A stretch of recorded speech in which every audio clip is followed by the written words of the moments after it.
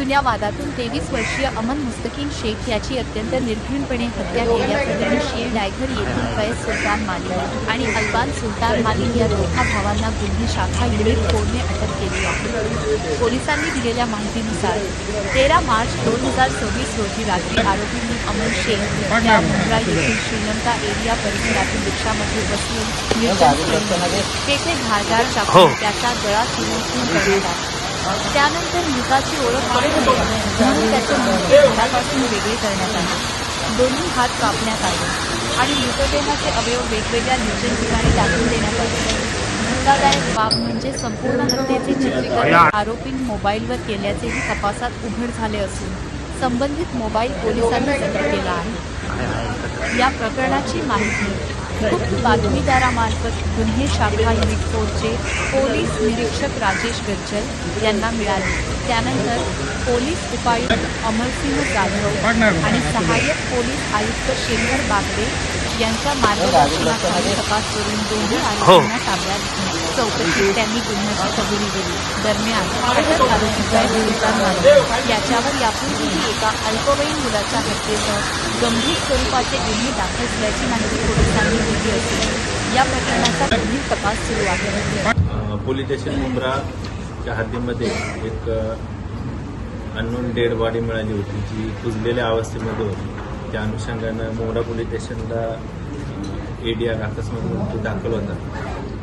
त्या अकस्मात मृत्यूच्या तपासामध्ये गुन्हे शाखा घटक 4चे पोलीस निरीक्षक श्री गज्जल API गोसावी आणि त्यांच्या टीमना गोपनीय माहिती मिळाली की सदर माहिती समजू आहे जी बॉडी मिळाली होती तो खुनाचा प्रकार आहे। त्या अनुषंगानं युनिट 4चे पोलीस निरीक्षक गज्जल आणि गोसावी त्यांच्या टीमने तपास चालू केला। त्या तपासाच्या अनुषंगाने 2 संशयित इसम यांना ताब्यात घेतलं। फैज सुलतान मालिम आणि अल्बान सुलतान मालिम हे दोघे राहणारे शीर डायगरच्या हद्दीमधले आहेत। या दोघांना ताब्यात घेऊन त्यांच्याकडे सखोल विचारपूस केली। त्याचबरोबर जे काय पुरावे चौकशीमध्ये निष्पन्न झाले त्या पुराव्यांची जुळवाजुळव केली।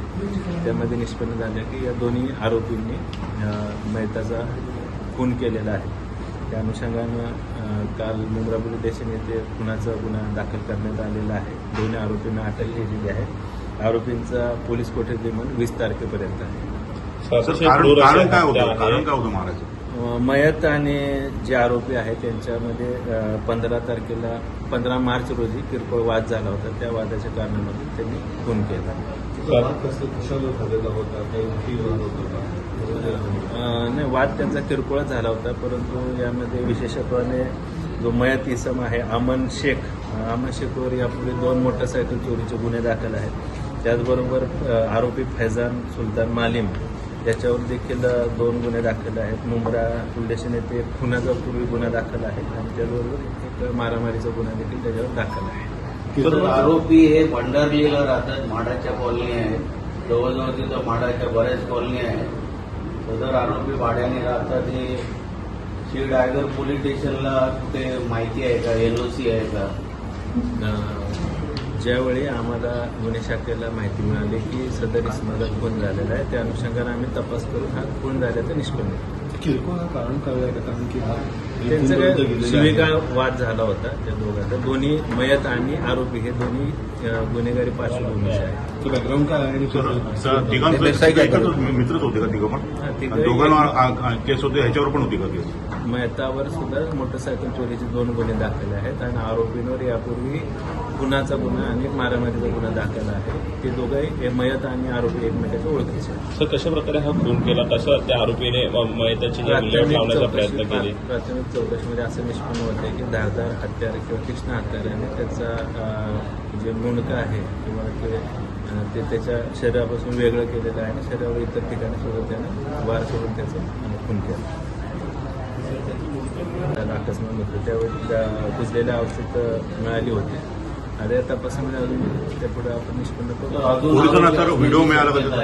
हे हत्या करताना त्यांनी व्हिडिओ पण काढला होता, तो व्हिडिओ मिळाला? तो तपासाचा भाग आहे, तो नंतर आपण तपासात मिळून इतर काही या 2 आरोपींना काही इतर लोकांनी किंवा इतर त्यांच्या सहकारी आरोपींनी मदत केल्याचं निष्पन्न होत आहे प्राथमिक चौकशीमध्ये। त्याबद्दल आम्ही अधिक पुरावा जमा करून आम्ही पुढील कारवाई करू। त्यांचा व्यवसाय काय होता?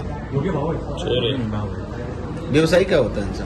हे गुन्हेगारी पार्श्वभूमीचेच आहेत, मजुरी करत होते. ओके.